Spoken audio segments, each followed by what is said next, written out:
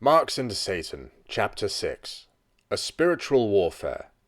The Little and the Big Devils. According to current official Marxist doctrine, which, as has been illustrated, is only disguise, neither God nor the devil exists. Both are fancies. Because of this teaching, Christians are persecuted by the communists. However, the Soviet newspaper Kommunizma Uzvara, April 1974, reports that many atheist circles have been created in Red Latvia's schools. The name given the children in the 4th through 6th grades is Little Devils, while 7th graders are called Servants of the Devil. In another school, 8th graders have the name Faithful Children of the Devil. At the meeting, the children come clothed as devils, complete with horn and tails. Thus, it is forbidden to worship God, though devil worship is openly permitted and even encouraged among children of school age. This was the hidden objective of the communists when they seized power in Russia. In Vitebsk, USSR, Zoya Titova, a member of the Communist Youth Organization, was caught practicing black magic. When her case was brought before the Assembly of Communist Youth, there was unanimous refusal to punish her, though members who decide to worship God are expelled. The communists consider it wrong to believe in God. For this crime, many children have been separated from their families and kept in special atheist boarding schools. Incredibly, the communists even wanted to make Satan worshippers of church leaders. A Russian Orthodox priest named Platonov, an anti-Jewish agitator, went over to the side of the communists when they came to power in Russia. For this, he was made a bishop and became a Judas who denounced members of his flock to the secret police, well knowing that they would be severely persecuted. One day, while on a bus, he met his sister, Alexandra, an abbess who had been arrested many times, apparently with her brother's knowledge. He asked her, "Why don't you speak to me? Don't you recognize your brother?" She answered, "You ask why? Father and mother would turn over in their graves. You are serving Satan." Though an official Orthodox bishop in the Soviet Union, he replied, "Perhaps I am Satan myself." Pravoslavnaya Rus writes, quote, "The Orthodox cathedral in Odessa, so much loved by the Odessites, became the meeting place of Satanists soon after the communists came to power. They gathered also in Slobodka Romano and in Count Tolstoy's former home." End quote. Then follows a detailed account of Satanist masses said by Deacon Sergei Mikhailov of the Treacherous Living Church, an Orthodox branch established in connivance with the communists. An attendant describes a Satanist Mass as a parody of the Christian liturgy, in which human blood is used for communion. These Masses took place in the cathedral before its main altar. Also in Odessa, a statue of Satan used to be exhibited in the Museum of the Atheists. It was called Baphomet. At night, Satanists would gather in the museum for prayer and chanting before the statue. Religious obscenities. It might be in some sense logical that communists would arrest priests and pastors as counter-revolutionaries. But why were priests compelled by the Marxists in the Romanian prison of Pitești to say Mass over excrement and urine? Why were Christians tortured into taking communion, with these as the elements? Why such an obscene mockery of religion? Why did the Romanian Orthodox priest Roman Braga, whom I knew personally when he was a prisoner of the communists, and who presently resides in the USA, have his teeth knocked out one by one with an iron rod in order to make him blaspheme? The communists had explained to him and others, "If we kill you Christians, you go to heaven, but we don't want you to be crowned martyrs. You should curse God first and then go to hell." In the prison of Pitești, the communists would force a very religious prisoner to be baptized daily by putting his head into the barrel in which his fellow sufferers had filled with their necessities, meanwhile obliging the other prisoners to sing the baptismal service. A theology student was forced to dress in white sheets, in imitation of Christ's robe, and a phallus made of soap was hung around his neck with a string. Christians were beaten to insanity to force them to kneel before such a mocking image of Christ. After they had kissed the soap, they had to recite part of the liturgy. Some prisoners were compelled to take off their trousers and sit with their naked bottoms on open Bibles. Such blasphemous practices were perpetrated for at least 2 years with the full knowledge of the party's top leadership.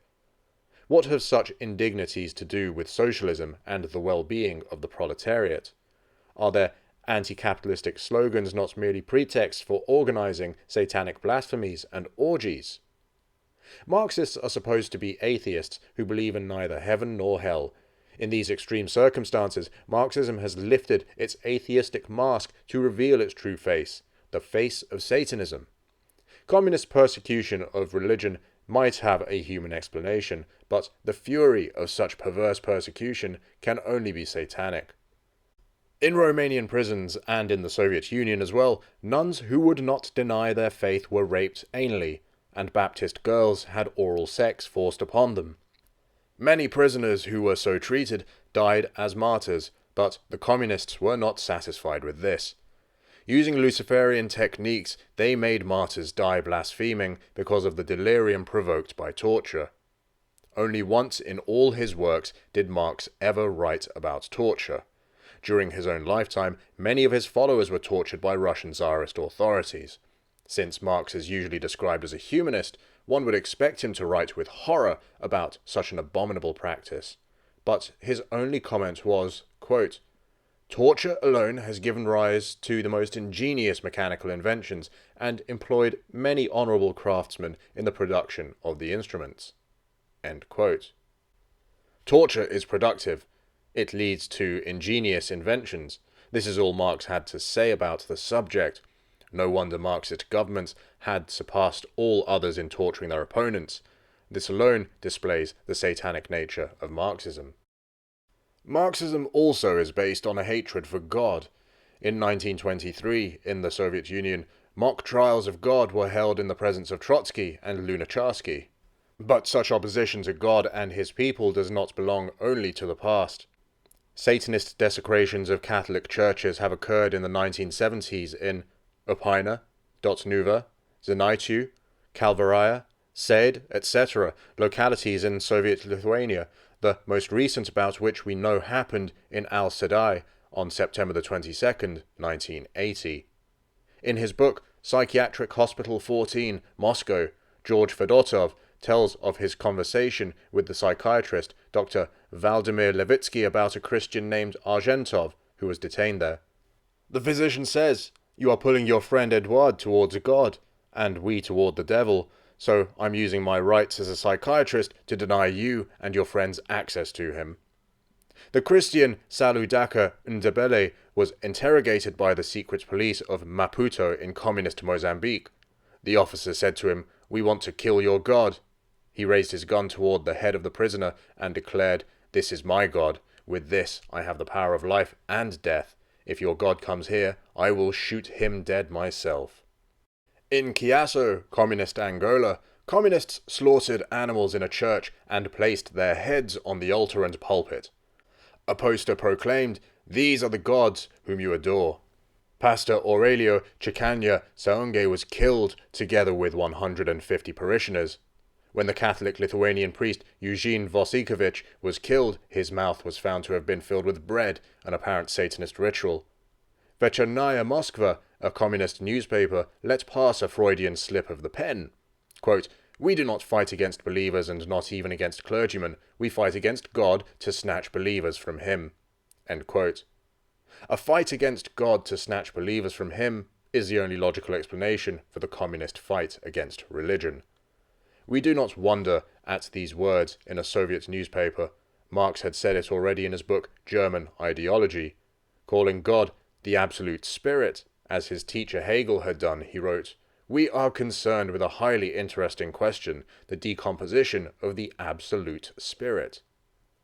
It was not a fight against false belief in a non-existent God that preoccupied him. He believed that God does exist and wanted to see this absolute spirit decompose, like many prisoners of the communists who were made to rot in jail.